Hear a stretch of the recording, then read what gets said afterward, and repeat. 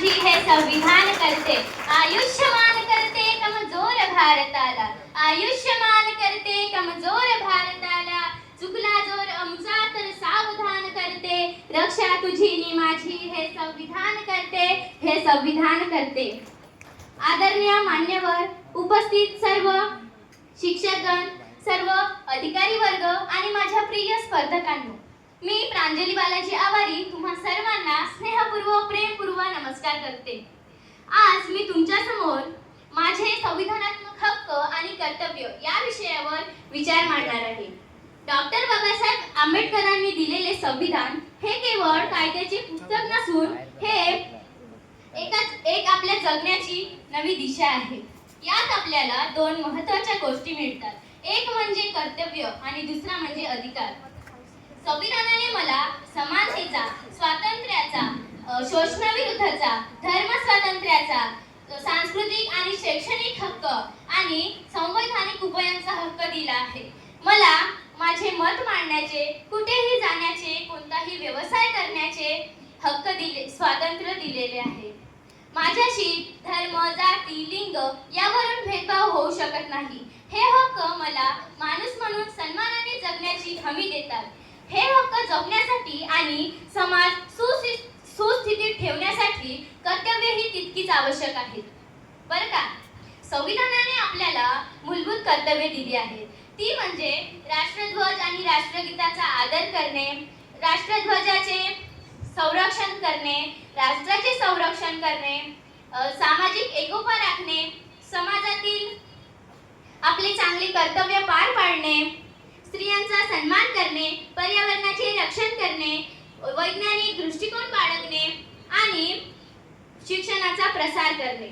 26 November 1949 रोजी हे संविधान अंमलात अस्तित्वात आले. त्याने प्रत्येक भारतीयाला एक नवी ओळख दिली. ती ओळख म्हणजे नागरिकत्वाची ओळख. स्त्रियांचा सन्मान करणे या विषयावर मी काही बोलू इच्छिते की एक स्त्री कधी मंदिरची पुजारी बनू शकत नाही, मस्जिदची मौलाना बनू शकत नाही, चर्चची फादर बनू शकत नाही, पण एक स्त्री आज राष्ट्रपती, प्रधानमंत्री, कलेक्टर, इंजिनियर, डॉक्टर, सरपंच सर्व काही बनू शकते. ते फक्त बाबासाहेबांच्या संविधानामुळे.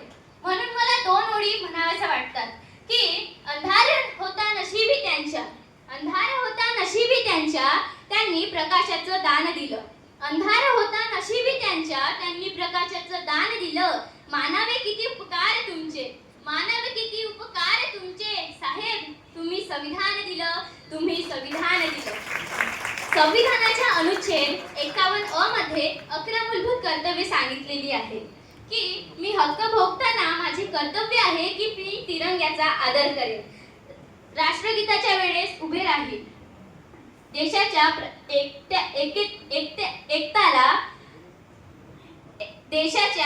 एकताला कुठल्याही धर्म किंवा जातीच्या नावाखाली बाधा आणणार नाही.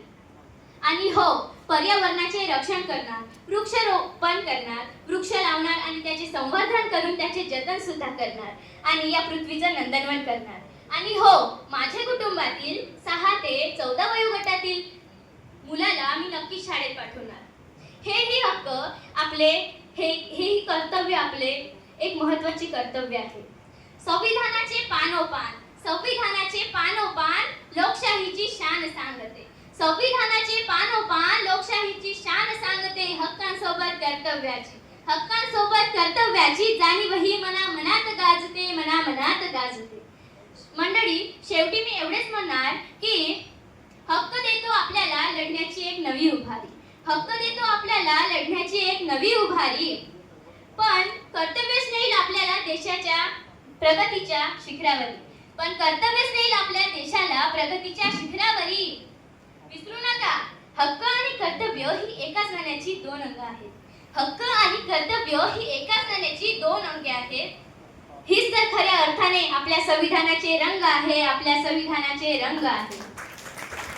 आपण जर चांगल्या प्रकारे आपले हक्क बजावले आणि आपले कर्तव्य चांगल्या प्रकारे पार पाडले तर खऱ्या अर्थाने आपल्या लोकशाहीचा आदर होईल.